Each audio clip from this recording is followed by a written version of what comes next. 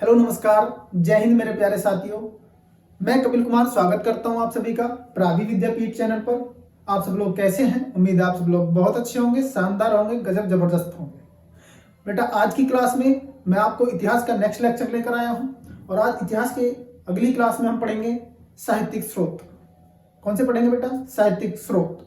जैसा कि मैंने आपको लास्ट क्लास में आपका पुरातात्विक सोर्स के बारे में बताया था, तो आप सबने बेटा पुरातात्विक सोर्स को बहुत अच्छे से पढ़ा होगा, अपने कॉपी में नोट किया होगा और उन नोट्स के द्वारा ही आप अपने एग्जाम को बहुत अच्छे से और बेहतर ढंग से कर पाएंगे। चलिए बेटा आज की क्लास को हम शुरू करते हैं। तो आप सब लोग अपने कॉपी और पेन निकाल लीजिए। चलिए आज की क्लास जो होगी आपकी बेटा, आज की क्लास होगी साहित्यिक सोर्सेज पर, ठीक है ना? साहित्यिक स्रोत पर मैंने आपको साहित्यिक स्रोत बताए कितने बेटा? 3। एक धार्मिक साहित्य, एक लौकिक साहित्य और एक विदेशी विवरण। धार्मिक साहित्य कौन से साहित्य? तो धार्मिक साहित्य में 3 साहित्य आते हैं। एक ब्राह्मण साहित्य आता है, एक बौद्ध साहित्य और एक जैन साहित्य। 3 साहित्य, एक ब्राह्मण साहित्य, एक बौद्ध साहित्य और एक जैन साहित्य। ठीक बच्चे, ब्राह्मण साहित्य में हम लोग वेद के बारे में देखेंगे, ब्राह्मण ग्रंथ के बारे में देखेंगे, आर्य, उपनिषद, वेदांत और आपका महाकाव्य। उसके बाद हम जानेंगे बौद्ध ग्रंथों के बारे में, जो बौद्ध साहित्य में, बौद्ध यानी जो बौद्ध धर्म से संबंधित हैं, जो बौद्ध धर्म की जानकारी देते हैं या उस समय के शासन काल के जो शासक कर रहे थे शासन उस समय के, उनकी जानकारी प्रदान करते हैं। और जैन धर्म के कुछ ग्रंथ जिनसे हमें जैन धर्म की जानकारी, प्राचीन जानकारी हमें प्राप्त हो जाती है। उसी प्रकार हमारे कुछ लौकिक साहित्य होंगे और विदेशी विवरण होंगे। ठीक, तो विदेशी विवरण अर्थात ऐसे विदेशी विवरण जो बाहर के देश से या बाहर के देश के साहित्यों से लिए गए हैं। जैसे कि भारत में आक्रमण होते हैं प्राचीन काल से ही, विदेशी आक्रमण होते हैं, उनके साथ कुछ भारत में विद्वान आए, उन्होंने भारत से संबंधित कुछ बातें लिखी, उनमें कुछ हमें साहित्यिक सोर्सेज के माध्यम से मिलता है। चलिए स्टार्ट करते हैं बेटा। तो आज की क्लास में सबसे पहले हम देखते हैं साहित्यिक सोर्स में वेद। क्या देखते हैं? वेद। तो वेद संस्कृत की विद धातु से बना है। किससे बना है? संस्कृत की विद धातु से बना है, जिसका अर्थ होता है बेटा जानना। जिसका अर्थ क्या होता है? जानना। वेदों को श्रुति अर्थात सुना हुआ भी कहा जाता है, अपूर्व से भी कहा जाता है और देव निर्मित भी कहा जाता है। देव निर्मित मतलब देवताओं के द्वारा निर्मित, देवताओं के द्वारा निर्मित। वेदों की संख्या आप लोग कहेंगे जी वेदों की संख्या कितनी है? आप लगेंगे बेटा 4 है। ऋग्वेद हो गया, यजुर्वेद, सामवेद और अथर्ववेद। कितने वेद हैं? टोटल 4 वेद हैं। कितने? 4। उसके बाद वेदों के संकलन कर्ता कौन थे? आप कहोगे कृष्णद्वैपायन थे, जिन्हें क्या कहा जाता था? वेद व्यास भी कहा जाता था, जिनका दूसरा नाम क्या है? वेद व्यास है। इनमें बेटा सबसे प्राचीन वेद आप सब लोग जानते हैं। सबसे प्राचीन वेद कौन सा है? तो आप कहेंगे सबसे प्राचीन वेद ऋग्वेद है। कौन सा है? तो आप कहेंगे सबसे प्राचीन वेद कौन सा है? ऋग्वेद है। प्राचीन वेद कौन सा है? आप कहेंगे बेटा ऋग्वेद है। ठीक है, सबसे प्राचीन वेद ऋग्वेद है। दूसरी बात एक आप नोट करके क्या लिखेंगे? इसमें आप लिखेंगे कि वेद जो लिखे गए थे, आप कहोगे जी संस्कृत। कौन सी भाषा में? संस्कृत भाषा में लिखे गए। वेद संस्कृत भाषा में लिखे गए और पद्य में, ठीक है ना? और किसमें लिखे? पद्य में लिखे गए। ठीक है, पद्य में, संस्कृत भाषा और पद्य में लिखे गए। अपवाद स्वरूप एक अपवाद यहां पर दिया जाता है। अपवाद स्वरूप एक ऐसा ग्रंथ या ऐसा वेद, अपवाद में एक ऐसा वेद है जो गद्य एवं पद्य में लिखा गया है। तो कौन सा है? आप कहोगे जी गद्य एवं पद्य में लिखा गया जो वेद है, एवं पद्य में लिखा गया जो वेद है, पद्य में लिखा गया वेद है, वो आपका बेटा कौन सा है? आप कहोगे वो है आपका यजुर्वेद। कौन सा? यजुर्वेद। सब लोग याद रखेंगे इस क्वेश्चन को, कई बार एग्जाम में पूछा जाता है, बहुत सी बार पूछ लिया जाता है कि ऐसा वेद, चारों वेदों में ऐसा कौन सा वेद है जो गद्य एवं पद्य दोनों में लिखा गया है। ठीक है, चलिए आगे बढ़ते हैं और आगे हम देखेंगे क्या कि ब्राह्मण ग्रंथ। ब्राह्मण ग्रंथ, ठीक, सबसे पहली बात ब्राह्मण ग्रंथ बेटा क्या होते हैं? जिसके द्वारा यानी यज्ञ की व्याख्या करे जो, उसे हम क्या कहते हैं? ब्राह्मण कहते हैं। ब्रह्म धन यज्ञ धन व्याख्या, यानी यज्ञ की व्याख्या करने वालों को हम क्या कहते हैं? ब्राह्मण ग्रंथ कहते हैं। ठीक है, ब्राह्मण ग्रंथों में राजा परीक्षित कौन से राजा है? राजा परीक्षित तथा बिंबिसार के पूर्व की जानकारी मिलती है। यानी इन दोनों राजाओं के मध्य की जानकारी हमें कहाँ देखने को मिलती है? आप कहोगे जी हमें ब्राह्मण ग्रंथों में देखने को मिल जाती है। ठीक है, ध्यान रखेंगे। आगे हम देखेंगे आरण्यक। क्या देखेंगे बेटा? आरण्यक। आरण्यक का अर्थ क्या होता है? जंगल में जाकर ज्ञान की प्राप्ति करना। जैसा कि यहाँ पर लिखा हुआ है, आरण्यक का जो पर्यायवाची होता है जंगल का है। ठीक है, तो जंगल, और जंगल मतलब यह ज्ञान, तो जंगल में जाकर ज्ञान प्राप्त करना ही क्या कहलाता है बेटा? आरण्यक कहलाता है। इसमें हमें क्या प्राप्ति होती है? आप कहोगे इसमें आध्यात्मिक एवं दार्शनिक विवेचन, यानी आध्यात्मिक एवं दार्शनिक समस्याओं का विवेचन या क्या विवेचना किया गया है किसमें? आरण्यक में। इन्हें वेदों का नवनीत भी कहा जाता है। वेदों का नवनीत भी कहा जाता है। नवनीत बेटा मक्खन को भी कहते हैं, मक्खन का पर्यायवाची होता है नवनीत। ठीक है ना, मक्खन। ठीक है, मक्खन का पर्यायवाची होता है, तो वेदों के मक्खन है ये। वेदों का नवनीत कहा जाता है किसको? आरण्यक को। या फिर इन्हें एक शब्द और लिखा हुआ है, रहस्य भी कहा जाता है। ठीक है, मेरी बात ध्यान से सुनना। वेदों के अलग से ब्राह्मण ग्रंथ भी हैं। जब हम वैदिक काल पढ़ेंगे, यानी सबसे पहले हम प्रागैतिहासिक काल में पाषाण काल पढ़ लेंगे, पाषाण काल के बाद थोड़ा सिंधु घाटी सभ्यता पढ़ेंगे, और उसके बाद जब वैदिक काल आता है आपका 1500 ईसा पूर्व। ठीक है, तो 1500 ईसा पूर्व में जब वैदिक काल शुरू होता है, तब हम देखेंगे कि ब्राह्मण ग्रंथ, यानी वेद के कौन कौन से वेद थे? 4 वेद थे। चारों वेदों के कौन कौन से ब्राह्मण ग्रंथ हैं। ठीक है, वहां अलग अलग पढ़ेंगे। ठीक है, ये तो मैं आपको थोड़ा सा सोर्सेज बता रहा हूं कि हम लोग कहां से उठा करके हम लोग इस प्राचीन भारत के इतिहास को आपके सामने रख रहे हैं कि ये सोर्सेज हैं, ये स्त्रोत है प्राचीन भारत के, जिसे हम आगे जाके पढ़ने वाले हैं। ठीक है, चलो आगे देखते हैं उपनिषद। ठीक है, उपनिषद बेटा उपधननिधनसन, यानी गुरु के समीप बैठकर ज्ञान की प्राप्ति करना। यानी गुरु के पास जब शिष्य बैठ करके ज्ञान प्राप्त करता है तो उन्हें क्या कहते हैं? हम उपनिषद कहते हैं। यानी इनमें क्या होता है? शिष्य गुरु के समीप बैठ करके ज्ञान की प्राप्ति करता है। ठीक है, उसके बाद यहां पर लिखा हुआ है वैदिक साहित्य का अंतिम भाग उपनिषद है। ठीक है, वैदिक साहित्य का अंतिम भाग क्या है? उपनिषद है, इसलिए इन्हें वेदांत भी कहा जाता है। ध्यान रखना बेटा, इंपॉर्टेंट प्रश्न है।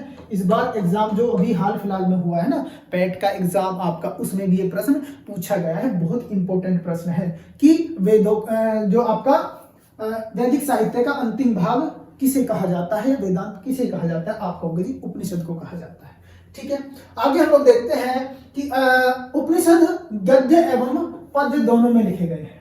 उपनिषद गद्य एवं पद्य दोनों में लिखे गए हैं। इनकी संख्या कितनी है बेटा? आप कहोगे इनकी संख्या 108 है। कितनी है? 108 हमें मिलती है। और सबसे प्राचीन, सबसे जो बड़ा उपनिषद है, उसे कौन सा है? आप कहोगे बृहदारण्यक उपनिषद सबसे विशाल या सबसे बड़ा उपनिषद है। दूसरा सबसे छोटा उपनिषद कौन सा है? आप कहोगे मांडुक्य उपनिषद है। कौन सा है? मांडुक्य उपनिषद है। अच्छा, आपको ये जानकारी कहां से मिली कि उपनिषदों की संख्या 108 है? तो ये जानकारी मिलती है बेटा मुक्ति उपनिषद से। ठीक है, किससे? मुक्ति को उपनिषद से जानकारी हमें प्राप्त हो जाती है। बात क्लियर हुई? अच्छा, वेदों का ज्ञान कांड भी उपनिषद को कहा जाता है। क्या कहा जाता है? वेदों का ज्ञान कांड भी इन्हें कहा जाता है। ये बात भी आप लोग नोट करके याद रखेंगे। ठीक, आगे हम लोग देखते हैं कि दारा शिकोह ने इनका अनुवाद करवाया था। ठीक है, दारा शिकोह ने इनका अनुवाद करवाया था, तो दिल्ली में इनका अनुवाद करवाया गया। ठीक है ना, तो इनका अनुवाद भी दारा शिकोह द्वारा करवाया गया था। ठीक, ये ध्यान रखना आप लोग कि उपनिषदों का अनुवाद किसने करवाया था? तो दारा शिकोह ने करवाया था। बात क्लियर हुई? और बहुत सारे 108 उपनिषद में अलग अलग वाक्य वहां पर मिलते हैं। जब हम लोग बहुत अच्छे से, बहुत डीप तरीके से इन उपनिषदों के बारे में जानकारी लेंगे, तब हम आपको बहुत अच्छे से उपनिषद पढ़ाएंगे। फिलहाल के लिए उपनिषद में इतना ही आप लोग याद रखेंगे। ठीक है, चलिए आगे बढ़ते हैं। और आगे हम क्या पढ़ रहे हैं? वेदांग। वेदांत अलग है और वेदांग अलग है। वेदांत जो आपका वेदों का अंतिम भाग वेदांत है, और वेदांग जो है बेटा वो अलग है। वेदांग जो है वो अलग है, इनकी जानकारी हमें अलग ही मिलती है। ठीक है, देखिए क्या कहता है। तो वेदांगों को समझने के लिए, वेदों को समझने के लिए 600 से 200 ईसा पूर्व सूत्र शैली में 6 वेदांगों की रचना की गई। कितनी रचना की गई बेटा? आप कहोगे बच्चे 6 वेदांगों की रचना की गई है। कितने? 6 वेदांगों की रचना आपके यहाँ पर की गई है। ठीक है, तो वेदांगों का नाम एवं क्रमवार विवरण सर्वप्रथम हमें मुंडक उपनिषद में देखने को मिलता है। सर्वप्रथम हमें मुंडक उपनिषद में देखने को मिलता है। कौन कौन से बच्चे? आप कहोगे जी व्याकरण वेदांग है जिसे मुख कहा जाता है, निरुक्त है जिसे कान कहा जाता है, ज्योतिष है आपका नेत्र कहा जाता है, शिक्षा है नासिका कहेंगे, कल्प है हाथ कहेंगे और छंद है पैर कहेंगे। ये आपसे मैचिंग कराने के लिए आ जाता है। क्या कराने के लिए आता है? ये आपसे मैचिंग कराने के लिए पूछ लिया जाता है। तो ऐसा प्रश्न भी आपके एग्जाम में बन सकता है। ये बात आप लोग बहुत अच्छे से याद रखें। ठीक है, चलिए आगे बढ़ते हैं। तो आगे अब आने वाला है आपका महाकाव्य। क्या आएगा बेटा? आप कहोगे आगे आएगा महाकाव्य बच्चे। तो महाकाव्य कौन से हैं? मेनली दो महाकाव्य आपको देखने को मिलेंगे, रामायण एवं महाभारत। कौन से? रामायण एवं महाभारत, जिन्हें आपका महाकाव्य का दर्जा यहाँ पर दिया गया है। तो इस काल की जो जानकारी दी है, इस काल के जो उत्खनन थे, स्थल थे, उनका उत्खनन या उनकी खुदाई का कार्य किसने किया? बीबी लाल ने किया। मैंने आपको मृद भांड बताए थे, तो मृद भांडों में भी बीबी लाल का नाम आया था। ठीक है, पुरातात्विक सोर्सेज जब मैंने आपको लास्ट क्लास में कराया उसमें भी बीबी लाल का नाम आया था। तो आप लास्ट क्लास भी आपको देख लेनी है। ठीक है, महाकाव्यों की रचना मूलतः 400 ईसा पूर्व के आसपास गुप्त काल में मानी जाती है। बेटा 400 ईसा पूर्व के आसपास के समय पर कौन सा किनका शासन काल था? आप कहोगे गुप्तों का शासन काल था भारत के अंदर। ठीक है, सबसे मतलब भारत के अंदर और भी शासन का और भी लोगों का था, लेकिन सबसे बड़े भूभाग पर गुप्त काल थी और गुप्त काल शक्ति जो थी वो बहुत अच्छी तरीके से शासन कर रहे थे। ठीक है, दूसरा आता है आपका रामायण। सबसे पहले हम क्या देखेंगे बेटा? रामायण। तो रामायण इसे किसके द्वारा रचित है? वाल्मीकि। नाम क्या आता है बेटा? वाल्मीकि। याद रखेंगे वाल्मीकि। इनका मूल नाम रत्नाकर है, ये भी याद रखेंगे। इनका मूल नाम क्या है? रत्नाकर है। इसमें कितने कांड हैं? 7 इसमें कांड दिए गए हैं। 7 कांड हैं। श्लोक कितने? 24,000 श्लोक हैं। कितने श्लोक हैं? 24,000 श्लोक इसमें दिए गए हैं। इसीलिए इसे क्या कहा जाता है? तो याद रखेंगे ये नाम चतुर्वी सती सहस्त्री। ठीक है, चतुर्वी सती सहस्त्री इसे कहा जाता है।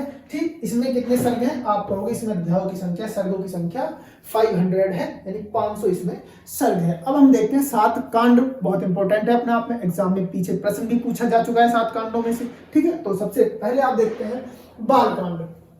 तो सबसे बड़ा जो कांड है वो बाल कांड है। बाल कांड में आपका जैसे भरत के कितने 4 पुत्र थे, तो उसमें इन 4 पुत्रों के बारे में वर्णन किया गया है, यानी जब छोटे छोटे बच्चे थे वो, तब उसके बारे में बताया गया है। उसके बाद अयोध्या कांड दिया गया है, पूरी अयोध्या नगरी के बारे में। आर्ण्यक यानी जंगल कांड है। आर्ण्यक मैंने अभी बताया था, जंगल को कहते हैं। तो जंगल यानी जब वनवास को जाते हैं तो उस समय में जो बातें हुई है। ठीक है, उसके बाद सुंदर कांड है, किष्किंधा कांड है।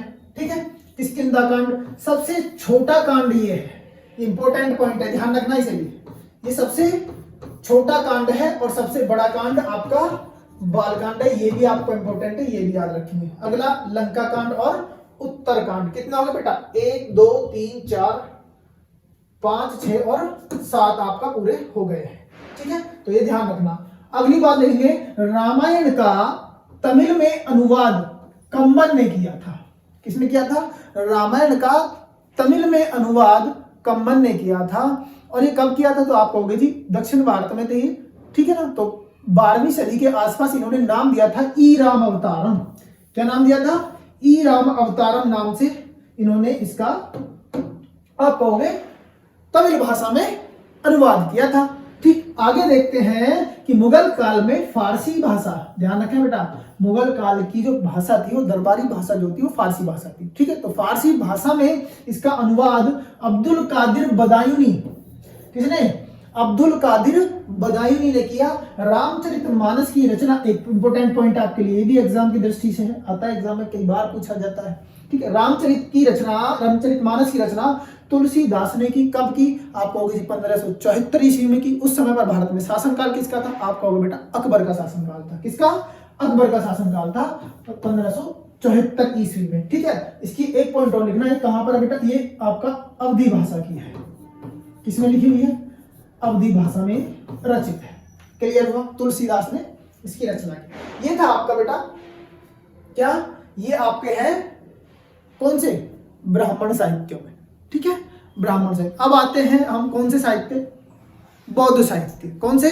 बौद्ध साहित्य। और बौद्ध साहित्य में हम सबसे पहले देखेंगे क्या कि बौद्ध की भाषा क्या थी। बौद्धों की भाषा थी बेटा पाली। तो पाली भाषा में ही सभी का वर्णन हमें मिलता है। कुछ संस्कृत के भी ऐसे ग्रंथ हैं जिनका हमें प्राचीन भारत को जानने की जानकारी हमें प्राप्त होती है। तो देखेंगे ऐसे साहित्य है जो बौद्ध धर्म से संबंधित है, जो भारत के प्राचीन भारत की जानकारी हमें यहाँ देते हैं। प्राचीन भारत के इतिहास की हमें जानकारियां प्राप्त होती है। मूलतः दो भाषा, मूलतः पाली भाषा, ध्यान रखेंगे मूल रूप से इनकी कौन सी भाषा थी, पाली। और आपकी एक थी पाली एवं संस्कृत में भी कुछ ग्रंथ लिखे गए, उनके बारे में भी वर्णन है। तो पाली भाषा पहली जन भाषा है। पाली जो भाषा है वो प्रथम जन भाषा है, प्रथम जन भाषा है। जन मतलब जनता की, प्रथम जन भाषा है। ऐसा मैं क्यों कह रहा हूं, तो आप ध्यान रखेंगे आम लोगों की समझ में उस समय पर वेद थे। वेदों से जो ऋषि मुनि थे वो वेदों का उच्चारण करते थे, वेदों के द्वारा अपना ज्ञान बढ़ाते थे। तो एक्चुअली में आम जनता की भाषा नहीं थी, वो आम जन की समझ में नहीं आते थे। तो महात्मा बुद्ध ने अपने धर्म के माध्यम से, बौद्ध धर्म के माध्यम से आम जन को भी अपने संघ में शामिल किया और उन्हें भी ज्ञान प्राप्ति के लिए एक भाषा का चयन किया जो कि आपकी पाली भाषा। तो प्रथम जन भाषा है, इसे भी आप याद रखेंगे। तो पाली भाषा में मूल रूप से जो ग्रंथ लिखे गए हैं उन्हें क्या नाम दिया गया है, त्रिपिटक नाम दिया गया है। क्या नाम दिया है, त्रिपिटक नाम दिया गया है। बात समझ गए। तो त्रिपिटक कौन कौन से, सबसे पहले विनय पिटक है, उसके बाद आपका सुत्त पिटक और उसके बाद अभिधम्म पिटक। ठीक है, ये तीन आपके सामने लिखे हुए हैं। कौन कौन से, सुत्त पिटक, विनय पिटक और अभिधम्म पिटक, ये आपके सामने लिखे हुए हैं। बात क्लियर हुई। चलिए अब पाली भाषा में और जैसे मिलिंद पन्नो है, ठीक है, किसने लिखा, आप कहोगे जी नागसेन ने इसकी रचना की। तो मिलिंद पन्नो में नागसेन की रचना है, इसमें भी जानकारी मिलती है। एक दीपवंश है, एक रचना आपकी महावंश है। ठीक, उसी समय पर संस्कृत भाषा में भी कुछ ऐसे ग्रंथ लिखे गए जिनसे हमें उस काल की जानकारी मिलती है। तो ललित विस्तार है आपका, क्या बेटा, ललित विस्तार देखने को मिलेगा। सौंदरानंद है और बुद्ध चरित्र है। दोनों रचनाएं किसकी हैं, आप कहोगे जी अश्वघोष की रचनाएं हैं। किसकी रचनाएं हैं, अश्वघोष की रचनाएं हैं। एक आपका मिलता है विभाषा शास्त्र, ठीक है, जिसे क्या कहा जाता है, बौद्ध धर्म का बाइबल कहा जाता है। इसे क्या कहा जाता है, बौद्ध धर्म की बाइबल आपका विभाषा शास्त्र को कहा जाता है। ये बात भी आप लोग नोट करके याद रखना। बनाई लिखी किसने है, सुनिए, तो आप कहोगे जी लिखी ये किसने है, वसुमित्र ने इसको लिखा है, विभाषा शास्त्र को। बात समझ में आ गई यहां तक। अब हम सबसे पहले पढ़ते हैं बेटा क्या, सुत्त पिटक। ठीक है, सुत्त पिटक सबसे पहली बात, ये मूल रूप से पाली भाषा का है। सबसे बड़ा पीटक है बौद्ध धर्म में, सबसे बड़ा पीटक है। लिखा किसने है, आप कहोगे जी लिखा ये आनंद ने है। ठीक है, आनंद ने इसकी रचना की है। ये बात भी आप सब लोग ध्यान रखेंगे। सबसे बड़ी बात ये याद रखना, ये बौद्ध धर्म में सबसे बड़ा पीटक है। ये बात भी आप लोग नोट करके याद रखेंगे। बात क्लियर हुई। आगे हम देखते हैं इसमें बुद्ध धर्म के धार्मिक सिद्धांत एवं बौद्ध धर्म की शिक्षा और उससे संबंधित उपदेशों का उल्लेख किया गया है। ये बात आप नोट करके याद रखेंगे बेटा, ये बात आप लोग नोट करके याद रखेंगे। ये एग्जाम में डायरेक्ट आपसे पूछा जाता है कि निम्नलिखित में से किस पीटक में बौद्ध धर्म की शिक्षा और बौद्ध धर्म के उपदेशों का वर्णन किया गया है। बात समझे, तो ये आप बता देंगे तुरंत। अगर आपको याद है, आपने कपिल सर की क्लास देखी है, तो आप बता देंगे कि इसका जो आंसर क्या होगा, आप कहोगे जी सुत्त पिटक होगा। ठीक है, इसके कितने भाग हैं, आप कहोगे जी इसके 5 भाग है। सुत्त पिटक के नॉर्मली कितने भाग हो गए, 5 भाग हैं। कौन कौन से हैं, पहला भाग आता है बेटा दीर्घ निकाय। कौन सा, दीर्घ निकाय। दूसरा भाग आता है आपका मध्यम निकाय। तीसरा भाग आता है आपका अंगुतर निकाय। चौथा आता है आपका संयुक्त निकाय और 5वां आता है बेटा कौन सा, खुद्दक निकाय। ये 5 भागों में सुत्त पिटक को बांटा गया है। कितने भागों में, आप कहोगे जी 5 भागों में। ठीक है, कौन कौन से, एक आपका दीर्घ निकाय, मध्यम निकाय, अंगुतर निकाय, संयुक्त निकाय और खुद्दक निकाय। जैसा कि हम आगे पढ़ेंगे तो जैसे अब अलग अलग जानकारी मिल जाती है। अंगुतर निकाय में हमें जानकारी क्या मिलती है, तो अंगुतर निकाय में हमें बहुत सारी जानकारियां मिलती है। इसमें हमें 16 महाजनपदों का, जब महाजनपद काल पढ़ेंगे तो 16 महाजनपदों का वर्णन भी हमें इसी में देखने को मिल जाता है। ठीक है, अगला पिटक आता है आपका, कौन सा पिटक, कौन सा आता है बच्चे, विनय पिटक आता है। कौन सा पिटक आता है, विनय पिटक आता है। इस विनय पिटक में बौद्ध धर्म की स्थापना और संघ के नियम, ये इंपॉर्टेंट लाइन है, ये आपसे पूछा गया है। संघ के नियम किस पिटक में बनाए गए हैं। यहां पर संघ के उपदेश यानी शिक्षा और बौद्ध धर्म के शिक्षा और उनके उपदेशों का वर्णन।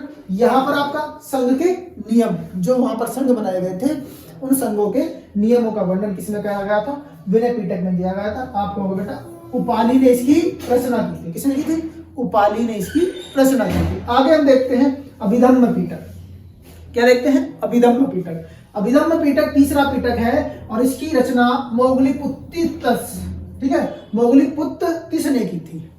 किसने की थी?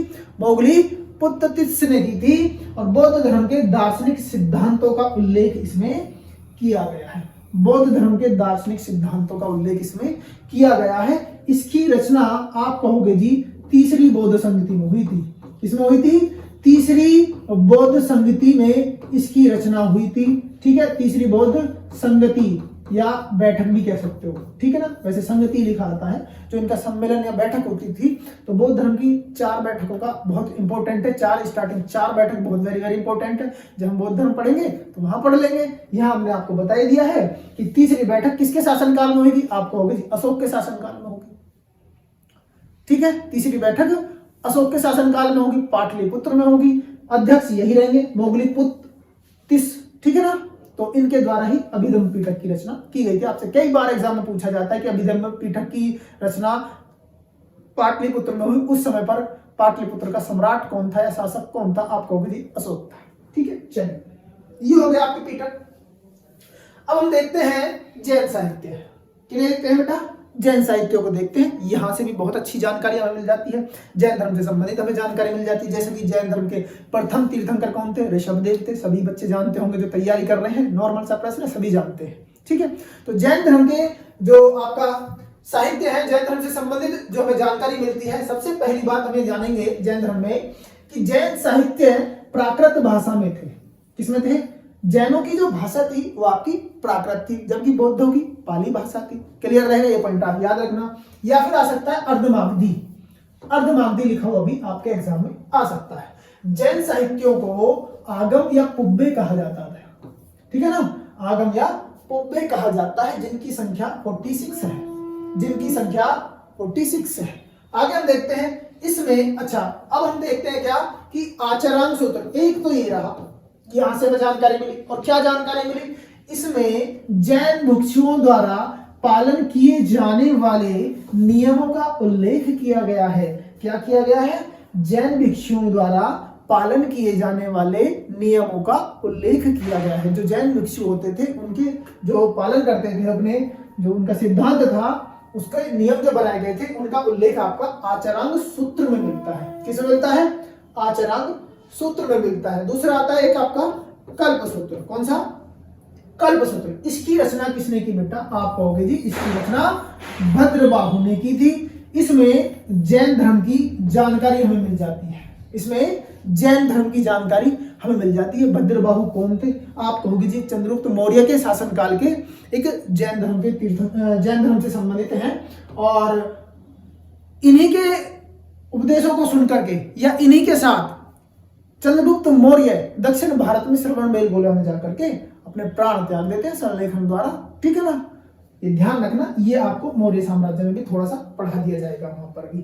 ठीक, उसके बाद एक आता है परिशिष्ट पर्वन। क्या नाम आता है? परिशिष्ट पर्वन नाम आता है। इसकी रचना किसने की? हेमचंद्र जी ने इसकी रचना की है। इससे भी हमें जैन धर्म से जानकारी मिल जाती है। आगे पूर्व मध्य काल में हरिभद्र सूरी ने कथाकोश, क्या? कथाकोश और सम्रादित्य कथा। किसने? पूर्व मध्य काल। पूर्व मध्य काल का मतलब ये हो गया कि जब मध्य काल हम पढ़ेंगे, यानी हम जब मिडिवल हिस्ट्री में सल्तनत काल में पहुंचेंगे, उससे पहले का काल यानी पूर्व मध्य काल को राजपूत काल भी कहा जाता है। तो उस राजपूत काल के शासन काल के आसपास ही एक व्यक्ति है हरिभद्र सूरी। इन्होंने 2 ग्रंथ लिखे, यानी 2 कथा, 2 आपकी रचनाएं की। एक तो की कौन सी रचना? कथाकोश। और दूसरी रचना कौन सी है? सम्रादित्य कथा। इन दोनों में हमें जैन धर्म से संबंधित जानकारी प्राप्त हो जाती है। खुद इन्होंने भी जैन धर्म को अपनाया हुआ था। ठीक है, आगे एक आपका है कथाकोश प्रकरण। जिन्हें किसने लिखा? जिनेश्वर सूरी ने लिखा। किसने लिखा? आप कहोगे जी जिनेश्वर सूरी ने लिखा। ठीक है ना, जिनेश्वर सूरी ने आपको इन्हें लिखा है। ठीक है, एक है आपका आदि पुराण। इसे जिनसेन सूरी ने लिखा। ध्यान रखेंगे, ये इसे जिनसेन सूरी ने लिखा है। चलिए आगे अब आता है लौकिक साहित्य। हो गया आपका सभी, लौकिक साहित्य अब आ जाता है। ठीक, और लौकिक साहित्य में बहुत सारे ऐसे ग्रंथ हैं जिनके द्वारा हमें प्राचीन भारत को समझने के लिए पर्याप्त है, जिनसे जानकारी हमें प्राप्त हो जाती है किसके शासनकाल में कौन कौन से ग्रंथ, ये सब चीजें हमें पढ़ने को मिलेंगी। ठीक है, सबसे पहले आती है आपकी कौन सी, अर्थशास्त्र। ठीक है, उसके बाद हम देख लेंगे कौन सी, राजतरंगिणी या मुद्रा राक्षस, वृहत कथा मंजरी, कथा सरित सागर, पंचतंत्र बहुत अच्छे से आप जानते हैं, नीतिसार, हर्षचरित्र, गौड़बोह, रघुवंशम, चंदेवी चंद्रगुप्तम, मालविकाग्निमित्रम, कालिदास की रचनाएं हैं ये। उसके बाद विक्रमांगदेव चरित्र, पृथ्वीराज रासो, पृथ्वीराज विजय, और बहुत सारे ऐसे ग्रंथ हैं जिनकी रचना प्राचीन काल में हुई है, जो हमें उस समय के जो महान शासक रहे हैं, हमारे जो महान वंश रहे हैं, उनकी जानकारी हमें उन ग्रंथों से, लौकिक ग्रंथों से हो जाती है। कुछ इंपॉर्टेंट मैंने आपके लिए यहाँ पर रख दिए हैं, और जैसे जैसे हम लोग किसी भी शासनकाल को पढ़ेंगे, किसी भी महान वंश को पढ़ेंगे, उसमें जो भी आपको जो ये महान लेखक आएंगे, जो किताबें आएंगी, उनके बारे में आपको साथ साथ जानकारी दे दी जाएगी। फिलहाल हम इन पर थोड़ा सा प्रकाश डालते हैं। सबसे पहले आप देखेंगे कि अर्थशास्त्र, सबसे पहले अर्थशास्त्र के बारे में पढ़ेंगे। अर्थशास्त्र बेटा किसने लिखी, आप कहोगे अर्थशास्त्र की रचना विष्णुगुप्त ने की। किसने की, विष्णुगुप्त ने की। आप कहेंगे किसने की, चाणक्य। ठीक है ना, विष्णुगुप्त चाणक्य ने की, विष्णुगुप्त चाणक्य, या फिर एक नाम आ सकता है क्या, कौटिल्य, कौटिल्य, कौटिल्य। ठीक है, इसमें कितने अध्याय बेटा, 15 अध्याय है, शासन संबंधी पुस्तक है। इसे चंद्रगुप्त मौर्य के शासन की व्यवस्था की जानकारी हमें प्राप्त होती है। ठीक है, तो आप लोग ध्यान रखेंगे, इसमें शासन संबंधी सिद्धांत बताए गए हैं, किसमें, आपकी अर्थशास्त्र में बताए गए हैं। आगे हम देखते हैं दूसरी कौन सी किताब है, दूसरी कौन सी पुस्तक है। आप कहोगे जी दूसरी पुस्तक है राजतरंगिणी। दूसरी पुस्तक क्या आपकी, राजतरंगिणी। कश्मीर के शासक जयसिंह के दरबार में, कश्मीर के शासक जयसिंह के दरबार में, और ये जयसिंह कौन है, लोहार वंश के शासक हैं, जिसकी जानकारी हमें राजतरंगिणी से ही हो जाती है। तो कश्मीर के शासक जयसिंह के दरबार में कल्लड़ ने, किसने लिखा है बेटा, कल्लड़ ने 1148 से 50 के मध्य, यानी 48 में से स्टार्ट कर दिया था लिखना। ठीक है, इसे लिखा गया था। दूसरी बात, संस्कृत में रचित है, यानी संस्कृत भाषा में लिखी गई। तीसरी, कश्मीर का इतिहास इसमें वर्णित है। किसका, कश्मीर का इतिहास इसमें वर्णित है। ध्यान रखेंगे, अशोक के शासनकाल, अशोक ने जैसे श्रीनगर बसाया तो उसकी जानकारी यहीं पर है। कनिष्क ने कनिष्कपुर शहर बसाया, उसकी जानकारी यहीं पर है। तो इसमें बहुत सारी हमें जानकारी मिलती है। जैसे देखो ये कितना है, इसमें 8 तरंगे हैं। जैसे राजतरंगिणी है तो इसमें कितने तरंग हैं, 8 तरंग हैं। और ये 8 तरंग को क्या कहते हैं, पहले जो 3 तरंग हैं, यानी 1, 2 और 3, इन 3 में 7वीं सदी तक की जानकारी हमें मिलती है। यानी प्रारंभ से 7वीं सदी तक की जानकारी हमें मिलती है, यानी मौर्य काल की भी जानकारी हमें देखने को मिलती है। दूसरा, 4, 5 और 6 3 तरंग ये रही। इसमें कारकोट वंश की जानकारी, उत्पल वंश की जानकारी हमें यहाँ प्राप्त होती है। और इसी में बताया गया है कि राजपूतों की कितनी जातियां थी, आप होंगे 36 जातियों का उल्लेख राजतरंगिणी में किया गया है। ठीक है, और बाद की जो अंतिम 2 तरंग हैं उनमें लोहार वंश का वर्णन किया गया है। कश्मीर के लोहार वंश की जानकारी, जिसका शासक जयसिंह और जिसके दरबार में कल्लड़ रहते थे, जिन्होंने अपनी पुस्तक राजतरंगिणी की रचना की है। बात क्लियर हुई बेटा, सभी लोग बहुत अच्छे से, बहुत ध्यान से समझ रहे होंगे। और आपको अगर ऐसी ऐसी वीडियो पसंद आ रही हैं बेटा, जो बच्चे हमसे नए जुड़ रहे हैं वो चैनल को सब्सक्राइब भी कर लें और साथ में बेल आइकन भी दबा लीजिए, ताकि डेली का नोटिफिकेशन आपके पास पहुंचता रहे और ऐसी शानदार कंटेंट के साथ वीडियो आप सब लोगों को बेटा कंटिन्यू मिलती रहे। ठीक है, और आप सब लोग अगर हमारा साथ इसी प्रकार से बहुत अच्छे से बने रहेंगे और हमारा साथ देते रहेंगे तो बहुत जल्दी हम आपके सामने लाइव क्लास के साथ जुड़ेंगे। ठीक है बेटा, लाइव क्लास के साथ हम लोग आपके साथ आने वाले हैं। चलिए आगे बढ़ते हैं। एक पुस्तक आई मुद्रा राक्षस।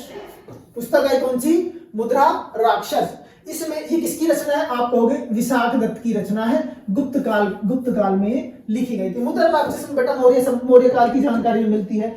मौर्य काल का जो आपका चंद्रगुप्त मौर्य है उसे क्या कहा गया है, इसमें वृषल बताया गया है, वृषल। ठीक है, क्या बताया गया है, वृषल, यानी इसे कहते हैं, वैसे लोग क्या कहते थे आप, ये शूद्र जाति का बताते हैं, निम्न जाति का बताते हैं। इसमें मुद्रा राक्षस में विशाखा दत्त द्वारा ये लिखी गई है। उसके बाद कथा सरित सागर सोमदेव की रचना है। वृहत कथा मंजरी आपका क्षेमेंद्र की रचना है। इन तीनों जो पुस्तक लिखी गई है, मैंने अभी बताया ना आपको, इन तीनों पुस्तकों में चंद्रगुप्त मौर्य की जानकारी हमें यहाँ मिल जाती है। किसकी जानकारी मिलती है? आप कहोगे चंद्रगुप्त मौर्य की जानकारी हमें यहाँ मिल जाती है। आगे देखते हैं, महाभाष्य की रचना किसने की बेटा? तो महाभाष्य की रचना पतंजलि जी ने की है। इंपॉर्टेंट प्रश्न आपके लिए। और इसी समय पर एक और ध्यान रखना, एक व्यक्ति है अष्टाध्यायी की रचना करने वाले पाणिनि, इनसे पूर्व के हैं ये। तो इन्होंने कौन सी रचना की थी? अष्टाध्यायी की रचना पाणिनि जी की है और महाभाष्य की रचना पतंजलि की है। तो इस पतंजलि जो होते हैं ये शुंग वंश के राजा पुष्यमित्र शुंग के दरबार में थे। ठीक है, मौर्योत्तर काल में आएगा, मौर्य काल के तुरंत पश्चात वाला काल आता है शुंग वंश। तो शुंग वंश की जानकारी है, पुष्यमित्र शुंग के अश्वमेध यज्ञ की जानकारी भी देते हैं पतंजलि किस पुस्तक में? महाभाष्य में। और जैसा कि मैंने आपको लेख भी पढ़ा है, अभिलेख भी पढ़ा है, तो अभिलेखों में मैंने एक लेख लिखवाया था अयोध्या अभिलेख, जहां से हमें पुष्यमित्र शुंग के 2 अश्वमेध यज्ञ कराने की जानकारी भी प्राप्त होती है। जिसने बेटा लास्ट क्लासों को नहीं देखा है, बहुत अच्छे से लास्ट क्लासों को देख ले, वहां से अपने सुंदर नोट्स बनाए, ताकि आप अपने एग्जाम के लिए उसकी प्रिपरेशन कर सके और आपके लिए वो बहुत अच्छे सिद्ध हो, आपके एग्जाम के लिए बहुत अच्छे रूप में वो काम आए। चलिए, ये बात सभी को क्लियर हुई। आगे बढ़ते हैं और आगे होगा क्या? एक मैंने लिखवाया अभी आपको, कौन सी रचना? पंचतंत्र। और एक है भैया आपका हितोपदेश। पंचतंत्र किसकी है? आप कहोगे विष्णु शर्मा की है। बहुत एग्जाम में, कई बार एग्जाम में पूछी गई है पंचतंत्र किसकी रचना है। ठीक है, तो विष्णु शर्मा की है। हितोपदेश नारायण पंडित की है। ये दोनों किताबें नीति से संबंधित है, यानी नीतियों से जुड़ी हुई किताबें हैं दोनों। ठीक है, ध्यान रखिए। पंचतंत्र का तो बहुत ज्यादा आपका अनुवाद भी किया गया है, कई भाषाओं में इसका अनुवाद किया गया है। आगे आते हैं हर्षचरित। हर्षचरित की रचना किसने की? बाणभट्ट ने की है। किसने की है बेटा? आप कहोगे हर्षचरित की रचना बाणभट्ट ने की है। ठीक है, हर्षवर्धन की उपाधियों का उल्लेख इसमें किया गया है। हर्षवर्धन की उपलब्धियों का उल्लेख किया गया है। तो हर्षवर्धन की उपलब्धियों का उल्लेख किसमें किया गया है? आप कहोगे हर्षवर्धन की उपलब्धियों का उल्लेख बाणभट्ट द्वारा रचित किसमें? हर्षचरित में किया गया है। एक आपकी गौड़वोह वाक्पति की रचना है, प्राकृत भाषा में लिखी गई है, कन्नौज नरेश यशो वर्मन के जीवन पर आधारित है। कौन सी? गौड़वोह। कई बार एग्जाम में पूछी गई है बेटा, डायरेक्ट एग्जाम में डायरेक्टली पूछी जाती है। निम्नलिखित में से गौड़वोह, जिसे आपका वाक्पति जी ने लिखा है, किस शासक से संबंधित पुस्तक है या किस साम्राज्य या आपका कहां से संबंधित है, किस शासक से संबंधित पुस्तक है? कन्नौज के शासक यशोवर्मन से संबंधित ये पुस्तक है। ध्यान रखेंगे इस बात को। बात समझे? क्लियर हुआ? चलिए आगे बढ़ते हैं और आगे आपका आने वाला है कौन सी? विक्रमांक देव। कौन सी पुस्तक आएगी? आप कहोगे जी विक्रमांक देव चरित्र आएगी। किसने लिखा? विल्हड़ ने लिखा। ये ध्यान रखना, कल्हड़ अलग है, विल्हड़ अलग है। विल्हड़ की रचना है कल्याणी के चालुक्य वंशी पुस्तक है, यानी चालुक्य शासक थे विक्रमादित्य है, तो उनके संबंधित पुस्तक कौन सी है? विक्रमांक देव चरित्र है। ठीक है, एक पुस्तक आई पृथ्वीराज रासो। कौन सी पुस्तक? पृथ्वीराज रासो, चंद्रबरदाई की है, ब्रज भाषा में रचित है। वेरी वेरी इंपॉर्टेंट पॉइंट, बहुत ही महत्वपूर्ण पॉइंट है। ब्रज भाषा में रचित है। कौन सी? पृथ्वीराज रासो। और हिंदी का प्रथम महाकाव्य भी बेटा इसे कहा जाता है। हिंदी का प्रथम महाकाव्य पृथ्वीराज रासो को भी कहा जाता है। पृथ्वीराज विजय भी है। ठीक है, और अनेक ऐसी पुस्तकें हैं। ये पुस्तकें आपके चौहान वंश की जानकारी हमें देती हैं। आपका चौहान साम्राज्य आता है, आपने पढ़ा है ना, पृथ्वीराज चौहान। राजपूत काल में पृथ्वीराज चौहान वंश यानी चहमान वंश भी उसे कहते हैं, तो उनकी जानकारी हमें पृथ्वीराज रासो से प्राप्त हो जाती है। आगे आते हैं बेटा, ये आपका हुआ और अगला टॉपिक आता है विदेशी विवरण का। ठीक है, विदेशी विवरण कौन से विवरण? ऐसे विवरण जो हमें विदेशी साक्ष्य यानी विदेशों से प्राप्त होते हैं, विदेशी लेखकों ने जिन्हें लिखा है, ऐसे विवरणों को विदेशी विवरण कहा जाता है, जिनसे हमें प्राचीन भारत को जानने से संबंधित जानकारी हमें प्राप्त होती है। इसमें एक आता है आपका यूनान या रोमन साहित्य, दूसरा चीनी या तिब्बती साहित्य, चौथा सॉरी तीसरा अरबी, तुर्की या फारसी साहित्य।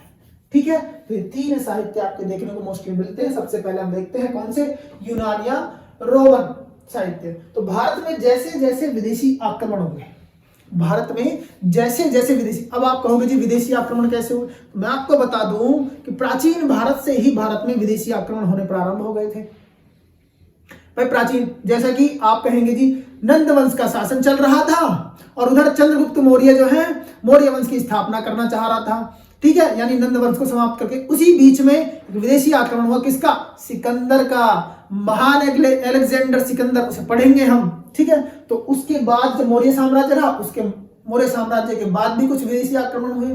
तो इनके साथ साथ जो यहाँ पर विद्वान आए, उनके साथ जो लेखक कवि आए, उन्होंने जो अपने ग्रंथ लिखे हैं, उनसे हमें प्राचीन भारत की जानकारी मिल जाती है।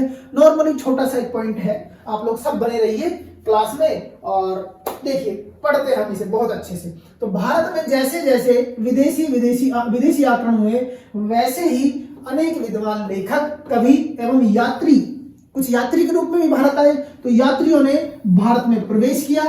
ठीक है, तथा तत्कालीन भारत की, तत्कालीन मतलब उस समय जो भारत था, उस भारत की जानकारी अपने ग्रंथों के माध्यम से दी। साथ ही कुछ इस प्रकार के विद्वान भी आए थे जो कभी भारत नहीं आए, परंतु फिर भी उन्होंने उनके द्वारा लिखित पुस्तकों से भारत से संबंधित हमें जानकारी प्राप्त हो जाती। अब आप कहोगे जी ऐसे कैसे हो गया, जो व्यक्ति भारत ही नहीं आया वो कैसे जान गया भारत के बारे में। तो बेटा याद रखेंगे, एक बात मैं आपको बता दूं कि उन्होंने, जो विद्वान भारत आए थे, उन विद्वानों ने उन भारत आए विद्वानों की पुस्तकों को पढ़ा और भारत के बारे में उन पुस्तकों को देख करके लिख दिया।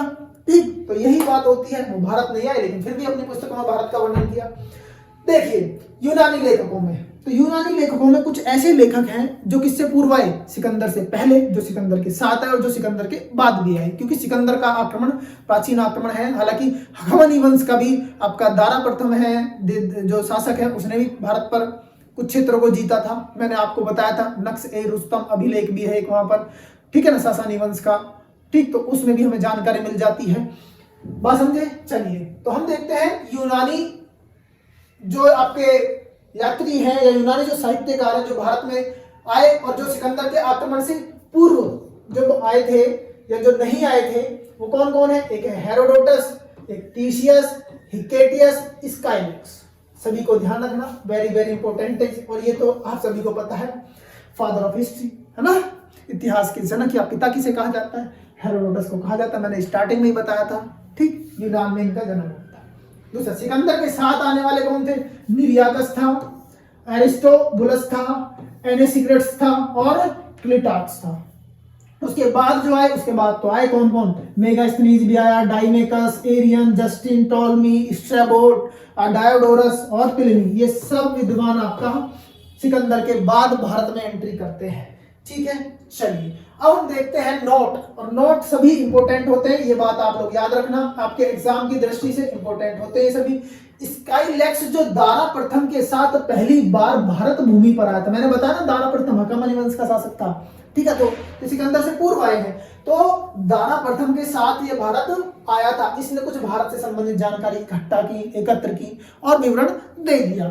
उसके बाद मैंने लिखाया, हेरोडोटस ने हिस्टोरिया नामक पुस्तक में स्काइलैक्स से प्राप्त विवरण से भारत के बारे में जानकारी दी। बेटा ये बात आप याद रखना, क्योंकि हेरोडोटस कभी भारत नहीं आया, याद रखोगे।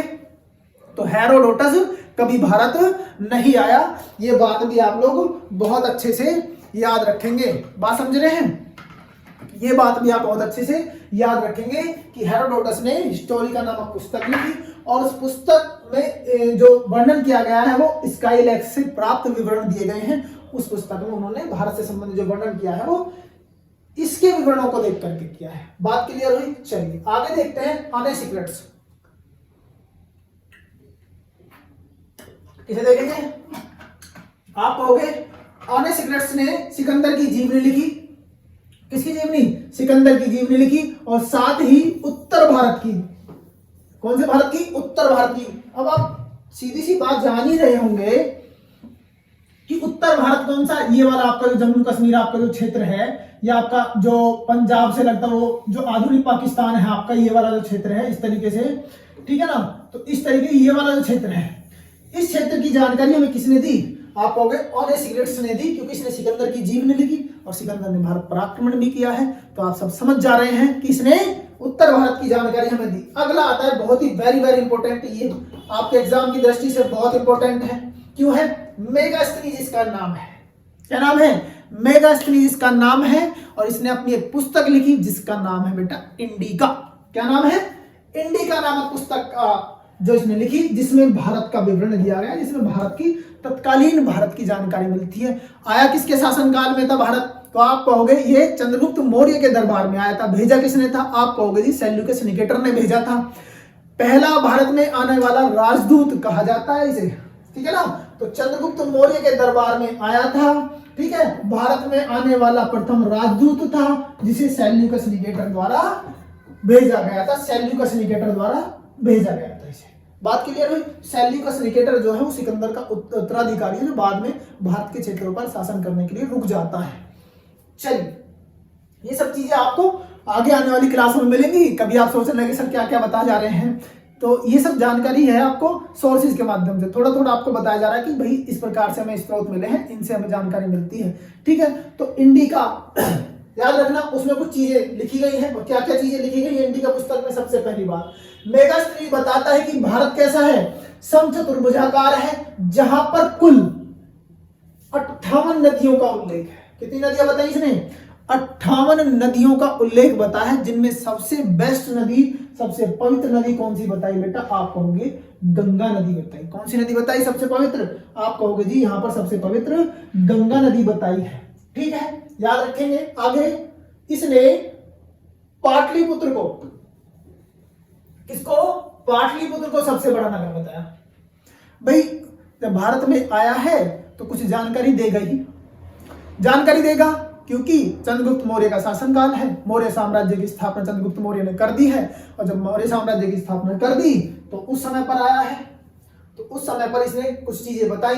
क्या बताया? अपनी पुस्तक में इंडिका में इसका वर्णन किया। पाटलिपुत्र को इसने सबसे बड़ा नगर बताया, जहां पर नगर प्रशासन के लिए कितनी समितियां बेटा? 6 समितियां बनाई गई थी। किसके द्वारा चलाया जाता था नगर का प्रशासन? 6 समितियों के द्वारा। एक समिति में बेटा 5 सदस्य होते थे। एक समिति में 5 सदस्य होते थे। कितने सदस्य हैं? 5 सदस्य होते थे। और टोटल सदस्यों की संख्या कितनी होगी बेटा? आप लिखोगे 30 सदस्य होते। 30 सदस्यों के द्वारा ही ये प्रशासन जो है चलाया जाता था। नगर प्रशासन उन समितियों के द्वारा चलाया जाता था। और यह मेगास्थनीज अपनी पुस्तक में भारत, दक्षिण भारत का एक राज्य पांड्या राज्य का भी विवरण देता है, जहां पर 7 साल की माता का विवरण दिया। यानी माता जो होती थी वो 7 साल की माता का उल्लेख इसने किया है। गन्ना की खेती एवं कपास की खेती इसने भारत में आकर के पहली बार देखी। कौन कौन सी? गन्ना की और कपास की खेती से पहली बार ये रूबरू हुआ। यानी इसने जानकारी पहली बार दी कि भाई भारत में कपास भी होता है और गन्ना भी, ठीक है। दूसरी बात यहां इसने बताया क्या कि भारत में आपका दास प्रथा प्रचलन में बिल्कुल भी नहीं थी। दास प्रथा प्रचलन में नहीं थी, जबकि हमें जो अर्थशास्त्र है वहां दास प्रथा देखने को भी मिलती है, वहां गुप्तचर भी मिलते हैं, दास प्रथा वहां देखने को मिल जाती है। तो कुछ विवरण ऐसे हैं जो भी अब इसने विवरण दिया तो है, दास प्रथा नहीं थी। लेकिन भाई जो मौर्य साम्राज्य का प्रधान रहा है, जो चंद्रगुप्त मौर्य का प्रधान रहा है, सलाहकार रहा है, उसने तो कहा है अपने अर्थशास्त्र में दास का उल्लेख। तो ये नहीं बताते हुआ होगा ऐसा, ठीक है। तो उसने भारत में 7 प्रकार की जातियां बताई। कितने प्रकार की? 7 जातियों का उल्लेख करता है। कौन कौन सी? सबसे पहले दार्शनिक यानी विद्वान होते थे, कृषक लोग होते थे, पशुपालक होते थे, कारीगर होते थे, योद्धा वर्ग होता था, निरीक्षक यानी अधिकारी होते थे और परामर्शकारी होते थे, ठीक है। परामर्शकारी बड़े बड़े अधिकारी होते थे। बात समझ में आई? ये आपका बड़े अधिकारी जो राजा के साथ रहते हैं, ठीक है ना। ये दार्शनिक, कृषक, पशुपालक, कारीगर, योद्धा, निरीक्षक या अधिकारी और परामर्शकारी, इन सभी का नाम आप लोग याद रखेंगे कि भारत में मेगास्थनीज द्वारा अपनी पुस्तक इंडिका में कितनी जातियों का वर्णन है? बच्चे लोग कहेंगे कितनी जातियों का? आप कहोगे जी 7 जातियों का वर्णन है। अगली बात क्या लिखेंगे कि मौर्य साम्राज्य का नगरीय प्रशासन कितनी समितियों द्वारा चलाया जाता था? आप कहोगे जी 6 समितियों द्वारा चलाया जाता था। कितने सदस्य होते थे? प्रत्येक में 5 सदस्य होते थे। बात समझ में आ गई? चलिए मेरे हिसाब से आ गई होगी सभी के समझ में। चलो आगे बढ़ जाते हैं। ठीक है, अगला आता है स्ट्रैबो। कौन? स्ट्रैबो। इसने एक पुस्तक लिखी जियोग्राफी, भारत और ईरान का संबंध इसमें बता देता है। एक आता है आपका प्लिनी, पुस्तक लिखी नेचुरल हिस्टोरी का, भारत और रोमन के व्यापार से संबंधित बात बताता है कि भारत और रोमन का व्यापार होता था। एक पुस्तक है बेटा इंपोर्टेंट, मैंने इसलिए लिखा है क्योंकि ये बहुत ही इंपोर्टेंट पुस्तक है भी और एग्जाम की दृष्टि से, Periplus of the Erythraean sea. Periplus of the Erythraean sea, इसका लेखक ही अज्ञात है। ये गुप्त काल के आसपास की लिखी हुई पुस्तक। कौन सी? गुप्त काल से पूर्व की है, हालांकि इसमें कुछ जानकारी गुप्त काल से संबंधित भी हमें देखने को मिल जाती है। यह पुस्तक भारत की जानकारी देती है। चांदी के आगमन या आयात का साक्ष्य इसमें मिल जाता है, यानी विदेश से चांदी भी आती थी। भारतीय व्यापार की जानकारी देती है, यानी भारत का व्यापार भी विदेश में होता था। बात समझ रहे हैं? ध्यान रखना, ये आपका यूनानी लेखक था जिसने इसे लिखा था, लेकिन वो अज्ञात है, उसकी जानकारी हमें मिली, लेकिन उस पुस्तक में बहुत सी जानकारी हमें भारत से संबंधित देखने को मिल जाती है। अगला आता है टालमी। कौन आता है? टालमी आता है, जिसकी पुस्तक बेटा कौन सी है? जियोग्राफी के। कौन सी पुस्तक है? आप कहोगे जियोग्राफी के हेफेगेसिस। जियोग्राफी के हेफेगेसिस टॉलमी की पुस्तक है। जस्टिन की पुस्तक का नाम है एपिटोम। क्या नाम है?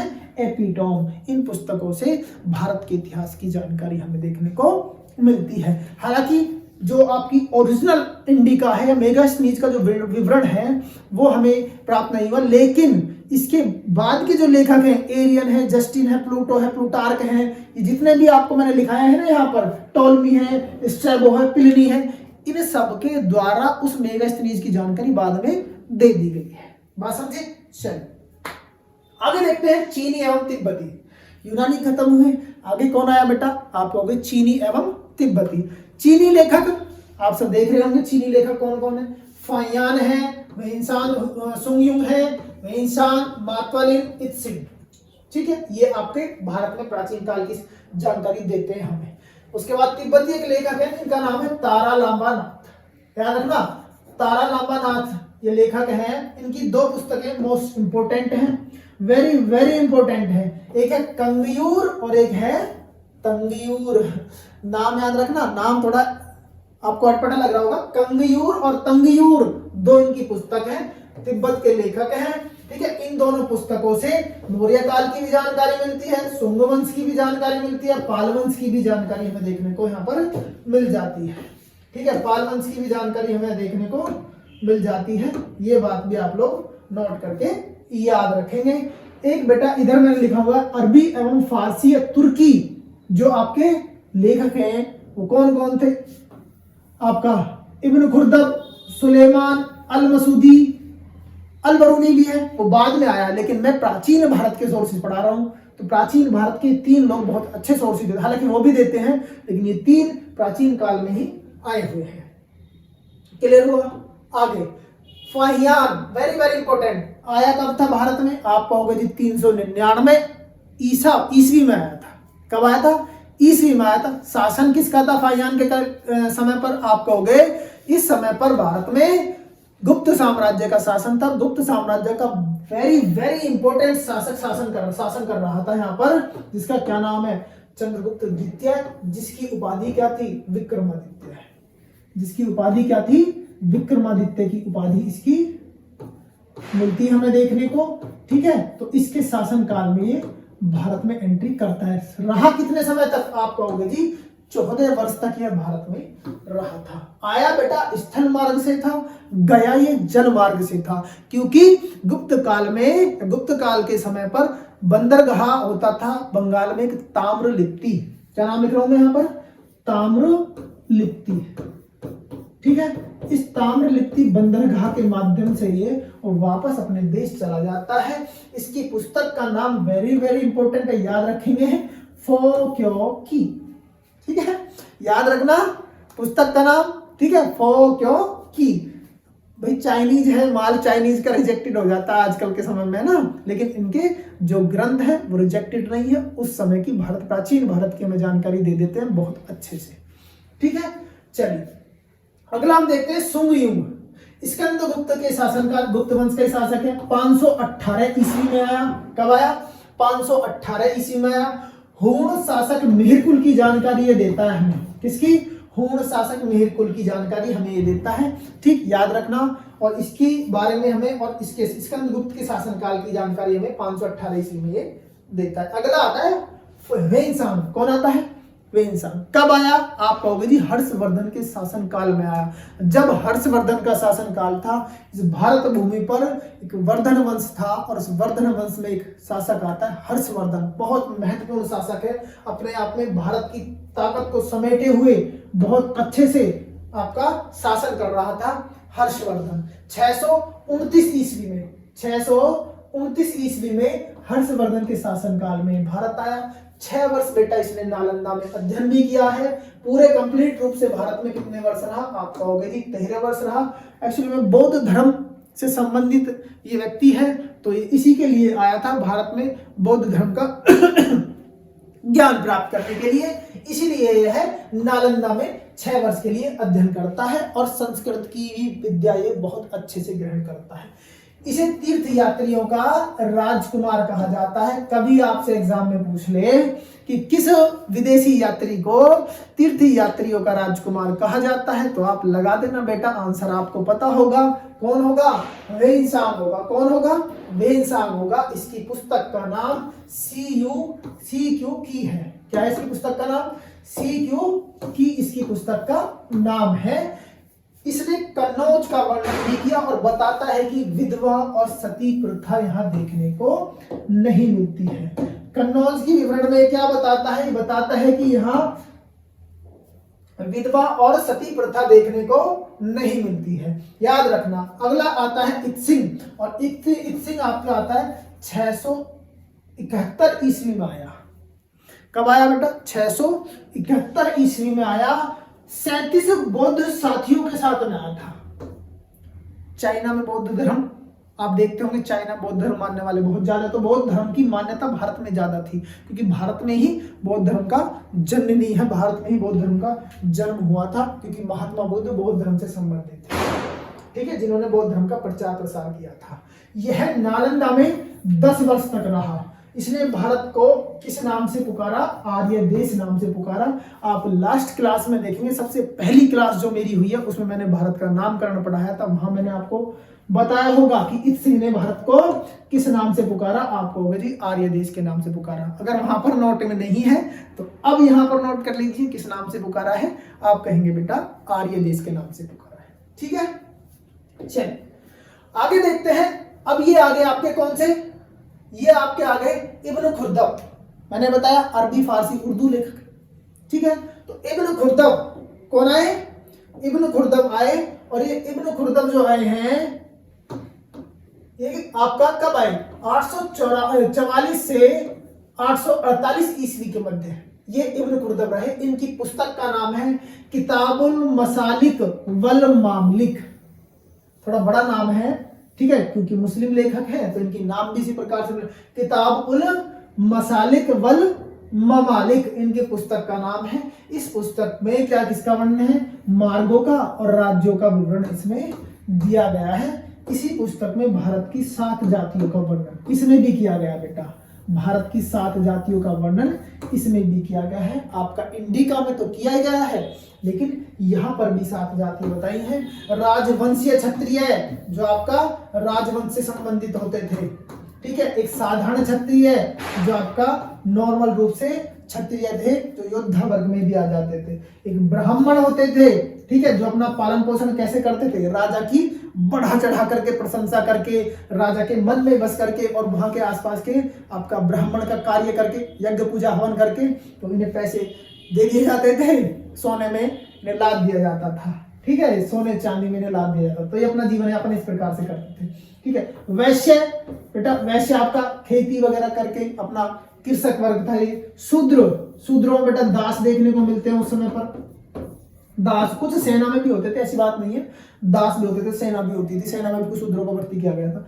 चांडाल वर्ग सबसे निम्न कोटि का वर्ग है। ये सबसे निम्न कोटि का वर्ग होता था चांडाल वर्ग। ठीक है, इसी के बारे में भी वर्णन मिलता है और ये बताते हैं खानाबदोश जनजातियां जो भटकती रहती हैं, कभी इसी स्थान पर कभी उसी स्थान पर, तो ये खानाबदोश जनजातियां होती थी उस समय की। ठीक है, आगे देखते हैं। आगे आता है आपका सुलेमान। कौन आता है बेटा?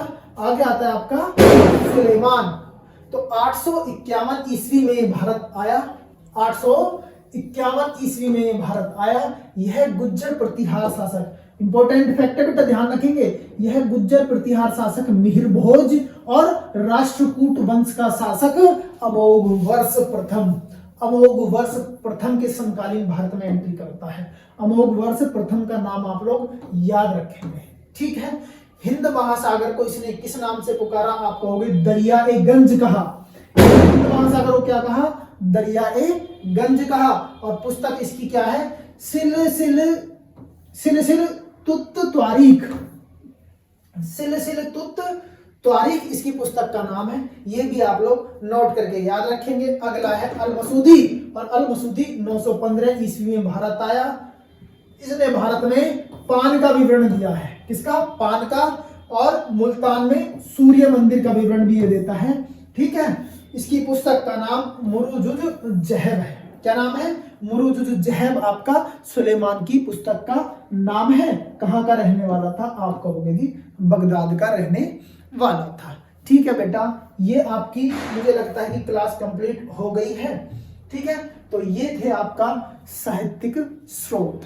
सभी बच्चों को बहुत अच्छी क्लास लगी होगी। और बेटा दीपावली का माहौल है, बीच बीच में आपको बम धमाकों की आवाज आएगी, तो थोड़ा सा डिस्टरबेंस होता है बीच बीच में, लेकिन आप लोग इसी तरीके से हमें प्यार देते रहिए। हम आपको और ताकत लगा देंगे अच्छा कंटेंट देने के लिए।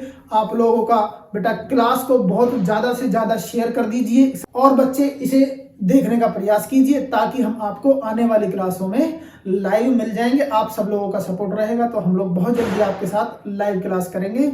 ठीक बेटा, जो बच्चे हमसे नए जुड़ रहे हैं या नए हम लोगों की वीडियो को देख रहे हैं और वीडियो उनको पसंद आ रही है, तो बेटा प्रावी विद्यापीठ आपके यूट्यूब चैनल पर सर्च कीजिए और उसे क्या करेंगे?